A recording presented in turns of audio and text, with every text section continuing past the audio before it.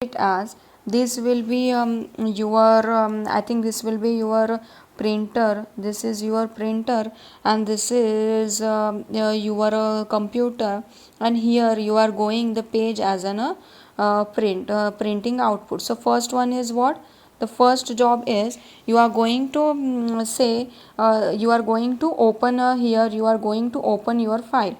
If your file you are going to send it to your PC for saying that here you are going to open your file. If the file is open, once the file is open, you are going to give the print command. Then the print command is going to given to your printer. Your printer will check the type of your file, what type of a page you want, and again it will check the pages are available in your printer or not. If all the criteria will match for your printing document, then it will print your page.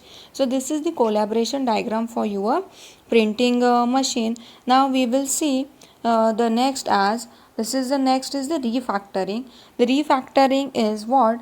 We are combining the two classes into the one classes so that we can reduce the ambiguity, or we can reduce our usage. The usage is as if here see there are the two classes, one is the lecture and one is the seminar. The both classes are having the title name. So if we combine and we create a one class as a refactoring, the class name is a course. The course consists of a title, so you can inherit the course from the title from the class course, and you can inherit the title as a title of your lecture, or you can inherit as a title of your seminar. So if we given the example as here the employees, if we take the example as if this is employee, if this is a class of employee, then you can take the salary as a common attribute. The salary is a common attribute for your both your both your faculty, or this could be both for your non-teaching faculty. So this is for the teaching faculty and the non-teaching faculty. The common attribute is a salary, and your common class name is a employee. So this is the refactoring. You can create the separate classes of your faculty and your non-teaching staff, and but here if you created the both classes, here again you need two attributes, so that there are the number of space required is more if you combine it, and if you refactor it in a single class, then n number of here if you increase n number of classes, then n number of classes can inherit your your attribute which is specified in your base class. Now next one is we will see the design conventional component. So what are the design conventional components? So the design of a processing logic is governed by the basic principle of algorithm design and structural programming. So this is the first your conventional component designing. You can design your components or design processing. You can done the design processing by creating algorithms or creating the structure programming. The design of a data structure is defined by the data model developed for the system. You can create data structures, or you can design of an interface is governed by the collaboration that a component must effect. So this is we will see first of all the design algorithms. So what is the need of the design algorithm? So the closest design activity to the coding. Before the coding, we are going to design the algorithm for our project or for the system we are going to build. So the approach for your design algorithm is review the design description for the component. This is for algorithm. Once you saw the algorithm, you can review the design description for your component. That is what is the working of your overall system. Use the stepwise refinement to develop the algorithm. Use structure programming to implement procedural logic, or use formal methods to prove the logic. So these are the algorithm. We will see these algorithms as, and the stepwise refinement as, these are the algorithm for your opening the door. Once you are going to open the door, first of all what you will do, first of all your task is to open the door. Then what is the first task? First task is walk to the door, reach for the knob. Once you reach for the knob, the next one condition is open the door. If open the door. If the door is not open, then repeat until door opens.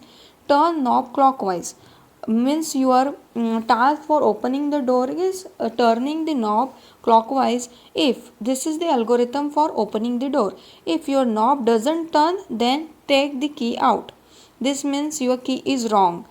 Then find the correct key. Once you find the correct key, insert in lock.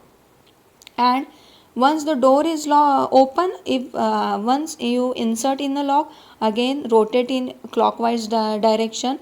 If the door is open, then end it. Then push your door, move out of the move out of your means this is a move out of a way, that is your door is open now, and walk through and close the door.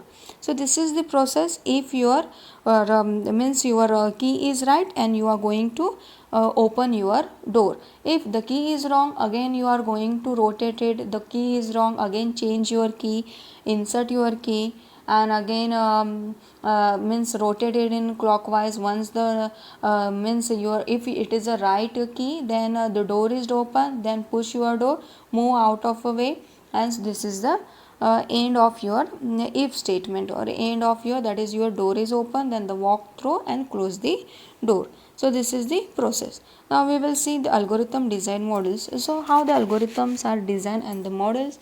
So it represents the algorithm at a level of a detail that can be reviewed for the quality. So these are, you can review the algorithm as a graphical representation such as the flow chart or the box diagram. You can represent it as pseudocode representation. You can represent your algorithm, or you can convert it algorithm into the programming languages, or you can convert it into the decision tables. So this is the structure programming is, as we will see, first of all, this is the graphical representation, such as you can represent it as a flow chart.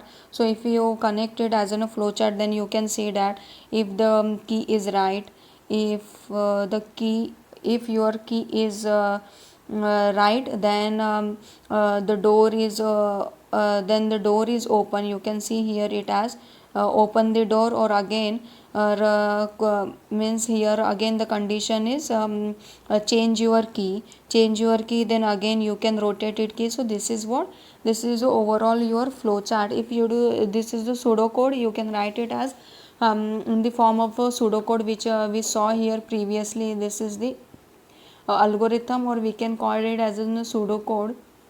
And next one is a programming languages, that is you can convert your algorithm into any programming languages. And the decision table, we can define it as we can create the section as the conditions and the method. So these conditions are, first one is the rotate, first one is rotate right, that is rotate your key. If the key is right, then open the door, is open. If it is rotation is wrong, means it is not going to right, the next one condition is change your key.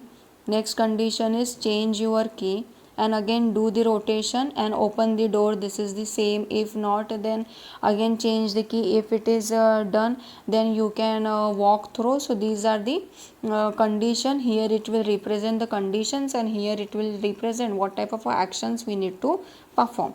So these are the basically algorithm design model. Now next one is the structure programming.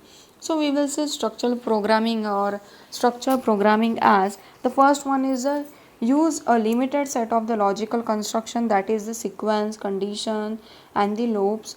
And the sequence you can represent it is as in a flow chart, and the conditional are the if then else, select cases, or the loops are do while or the repeat until. It leads to the more readable testable code, or it can be used in conjunction with the proof of correctness, or the important for achieving the high quality but not enough code. A structure programming design, we will see the first one is a sequence. So sequence we will see as, the sequence is as, we can give the condition as for our printing machine. If we write it as, then what is the sequence? The sequence is give the file for the printing and print the job. So the sequence is as first one is, this is what give file, this is what give file, and next one is what? This is what? Next one is the print file. This is the print file. So this is the sequence one. Now the if then else condition, we can say that with the example of our printer, that is the condition.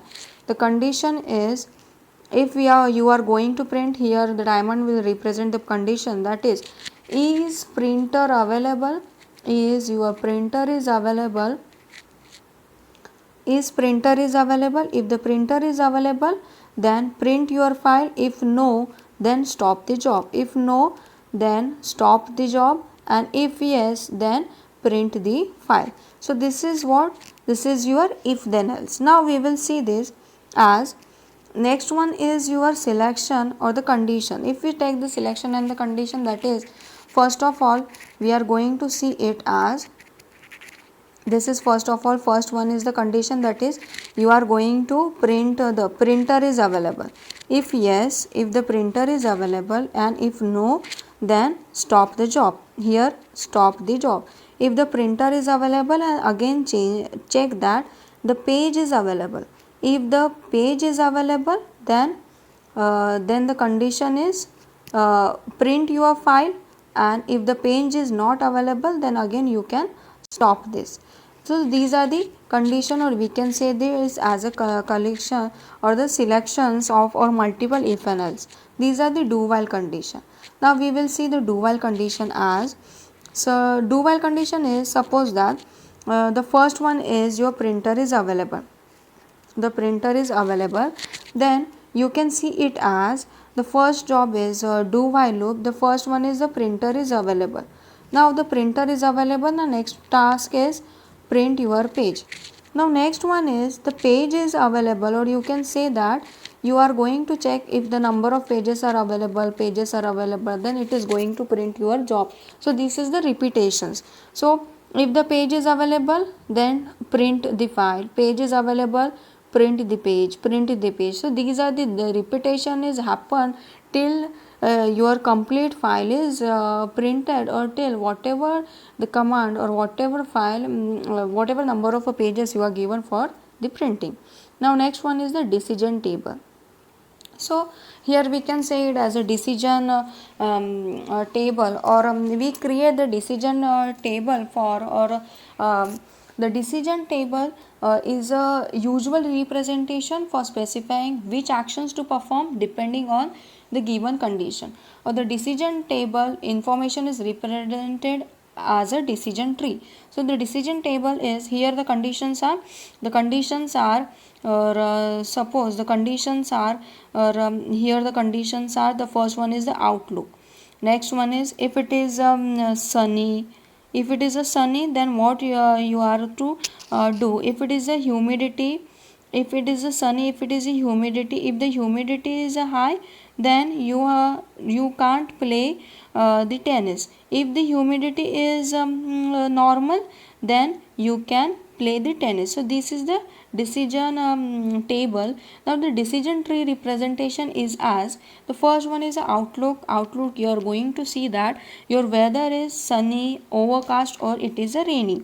If your weather is a sunny, then you are going to check it as, it is a humidity. If a humidity is high, then you are not going to play tennis. And if the humidity is normal, then you can play the tennis. If overcast means the weather is okay, then you can obviously play the tennis. If it is a rain, then you are going to check it is a wind. If the wind is strong, then as you know that the wind is strong, you cannot play the tennis because the wind is very much strong. So next one is, if your wind is weak, so that you can play the tennis. So this is the overall the decision tree for your play tennis.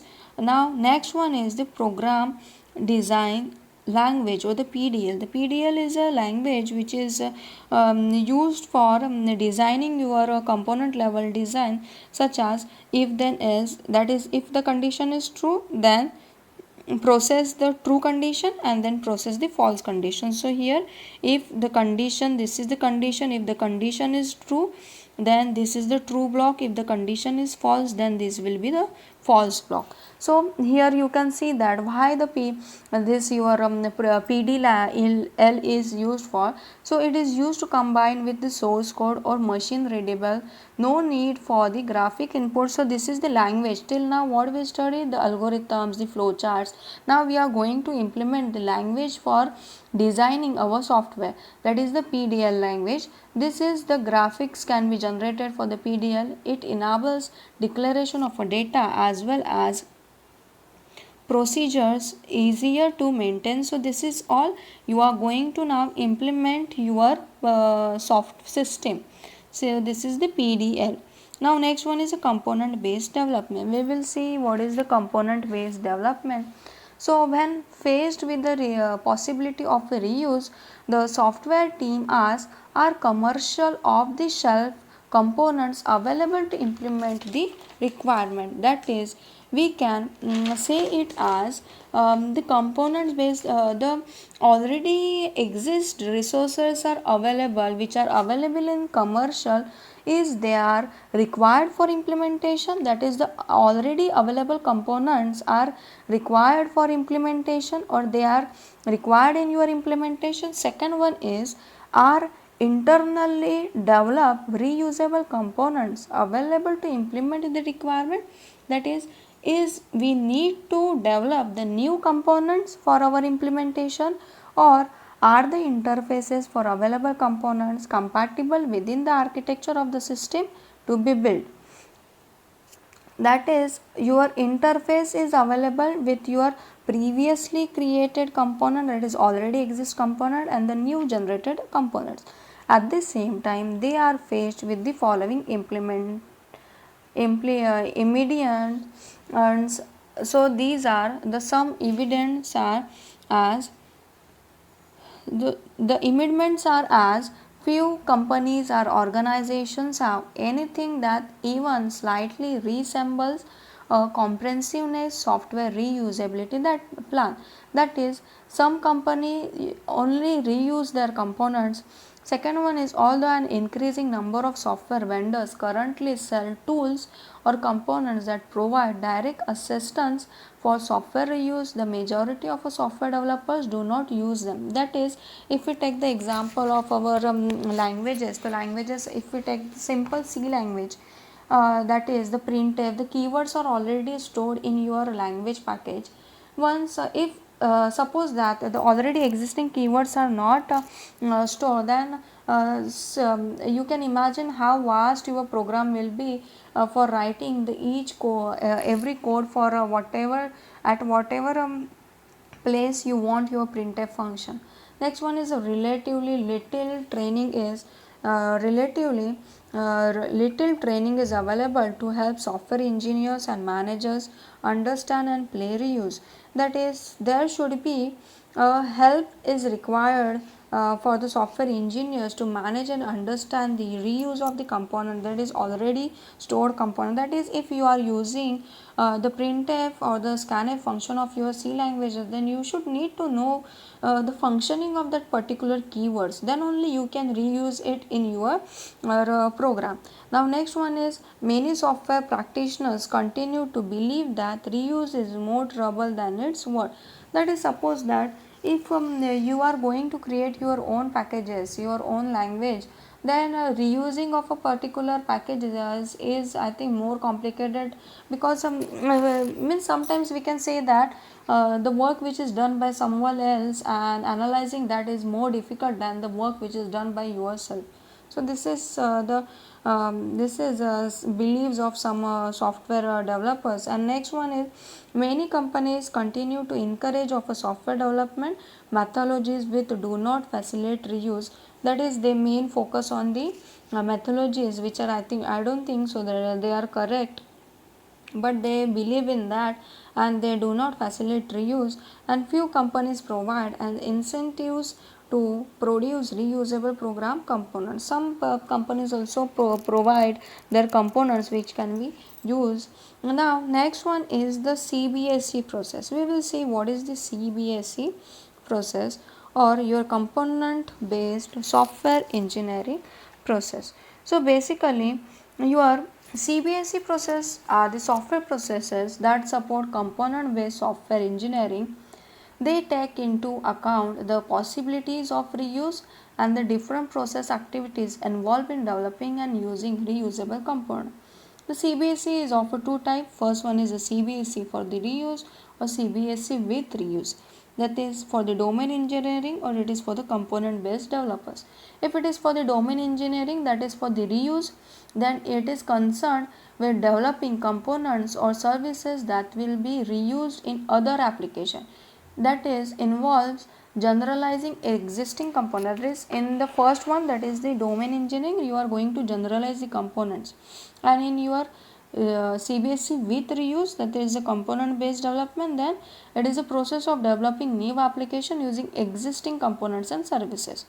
So you are going to develop your application by using the components.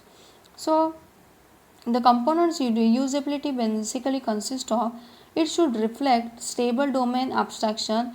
It will hide some state representation, the independencies and the expectations.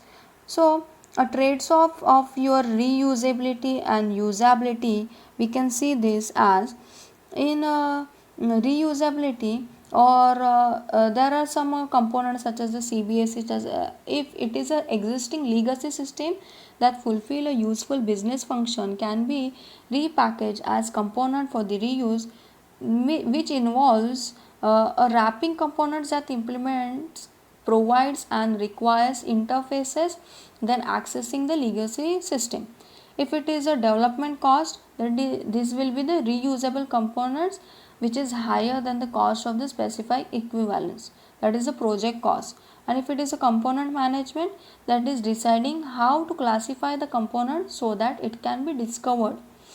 So the CBSE with reuse, we can say it as process has to find and integrate reusable components. When reusing components, it is essential to make trade-offs between ideal requirements and the services actually provided by available components.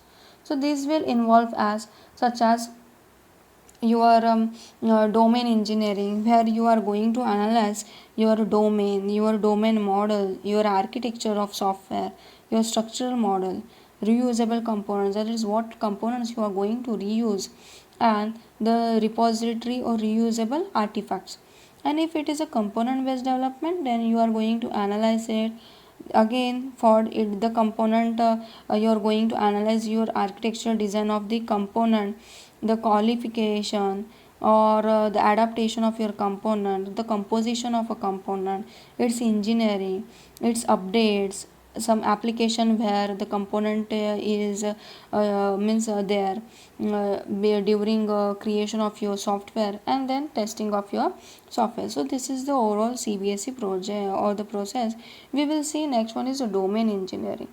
So as we know that the domain engineering, we can see this as define the domain to be investigated, categorize the items extracted from the domain, collect a representative sample of application in the domain, analyze each application in the sample and develop an analyze model for the object. So if we take the bank as a domain, then what we are going to means what we are going to collect. First one is who is the owner. If suppose the bank is your domain, or you are about you are going to create a domain for the small bank, that is the bank wants to replace old cashless payment system with a new one. That is the important concept is the system is an account which they are going to replace all the cashless payment with a new one. That is you can do the payment by online method, you can do it by using your ATM card. So this is all your method. This is the cashless payment, that is you can do it as you can transfer the amount to anyone's account. So basically you need the information as a account, the owner, then its account number, its balance, and its methods as what type, how much he is going to deposit, how much he is going to withdraw, and how to whom he is going to transfer. That is the transfer basically concept of the amount and the to account number and the from the account number. So this is all the domain engineering. Now next one is identifying the reusable components. Now here we are going to identifying the reusable components. So the reusable components are is component functionality requires on a future implementation. That is, if we take the example here, the bank which are replacing the which are creating the systems for the cashless payment. So is your cashless payment is safe for your future implementation? How common is the components function within the domain? Is this common? Is the cashless payment can be popular day by days? Next one is there duplication of the components function within the domain? Can you perform the cashless payment in the same domain or at the same bank? Next one is the components hardware is dependent. That is, you should require some hardware specific requirements for implementing your cashless payment. Does the hardware remain unchanged between implementation? Can the hardware specifies be removed to another component? That is, once your mobile is changed, can you do again cashless payment by using a particular applications, or your application is suppose not working, then can you install the same application on another PC or another mobile? Can we parameterize a non reusable component so that it becomes reusable? Is the component reusable in many implementation with only minor changes? That is, if you install the app on second another PC, then can you use it by only some minor changes, such as you only have to log into your account, or you should need to do some minor changes? Is reuse through modification feasible? That is, if you change your account number, or you can change you can change your login ID and password, can still you use your application with minor changes? Can a non reusable component I am here. Can a non-reusable component be decomposed to a reusable component? That is, can you use a non-reusable component to the usable components? And how valid is the component decomposition for reuse? That is, can you decompose reuse of your components? That is, you can use for the particular application for n number of a transaction, that is a cashless transactions. Now next one is component based software engineering. This is a library of a component which is available. The component should have a consistent structure and the standard should exist, such as it can support your Corba or OMG or Microsoft Com or the Sun Java Beans. That is, whatever your component based software engineering, these can be implemented with your high level languages or high level platform. The activities of the CBSEs are the component qualification, adaptations, component composition, and update. We will see one by one. The first one is a qualification. So before component can be used, you must consider it as application programming interface. That is, the component should need to be easy to understand. For that, your graphical user interfaces or a programming interface should need to be good.